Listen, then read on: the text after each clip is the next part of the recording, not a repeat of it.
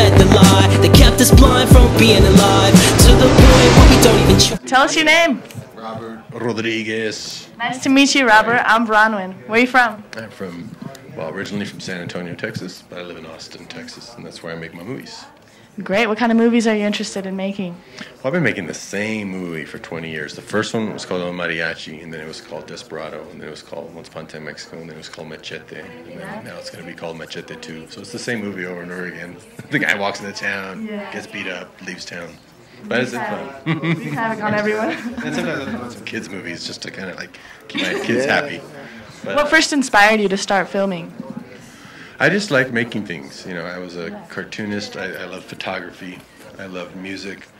And movies felt like a great playground to be able to include all my favorite hobbies in one. That's why I still do a lot of the jobs myself, because it's just so fun to bring a bunch of artists together, be really creative, capture something that you have. Like we're just doing Sin City right now, the next one, and all the actors are having a blast.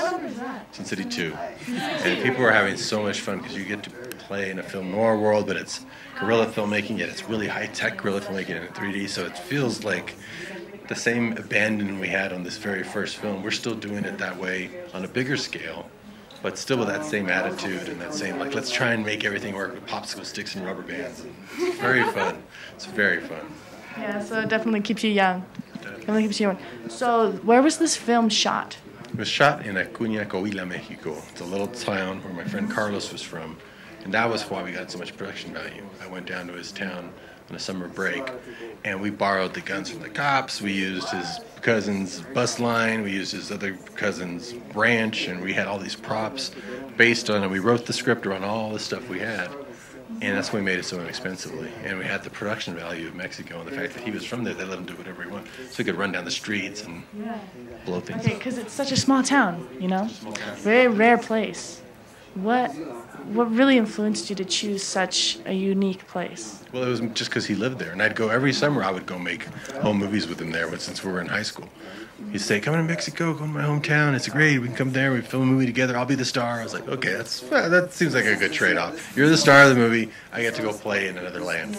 And Mariachi was the filmed version of that, the definitive version of 6 or 7 other short movies we had done over our high school career, one of which we're going to show tonight as a special bonus. An Indiana Jones ripoff we did when I was 16 that he's a star of in the same locations that we shot on Mariachi. It's really funny to watch, like 8 minutes, to see the comparison of how we used the same locations, the same props, the same everything from movie to movie. And this was 4 years before Mariachi. Yeah. What was it like being around the indigenous culture there? Well, I'm Mexican-American, and Carlos is from there, and the movies were always in Spanish because we just wanted to keep that language going. And what that ended up doing is once El Mariachi became a success, I got known for going and discovering new Latin talent, creating Latin stars, creating Salma Hayek, Antonio Banderas, Danny Trejo, when nobody was hiring Latins in Hollywood at that time. So when I arrived, it was actually good timing to start creating a lot of change, to where 10 years later we made the first Sin City, and suddenly you have Rosario, Jessica Alba, Alexis Bledel, Benicio del Toro playing characters that aren't even Latin. So that was a big change in 10 years that we did, starting with El Mariachi, Desperado, Dusk Till Dawn, building our own star system. It's been fantastic. I'm Robert Rodriguez, and I'm on native ground. That's very catchy. Love it. That's very catchy. Love it. That's very catchy. Love it. All we say to America is be true to what you said on paper. Maybe I could understand the denial of certain basic First Amendment privileges because they haven't committed themselves to that.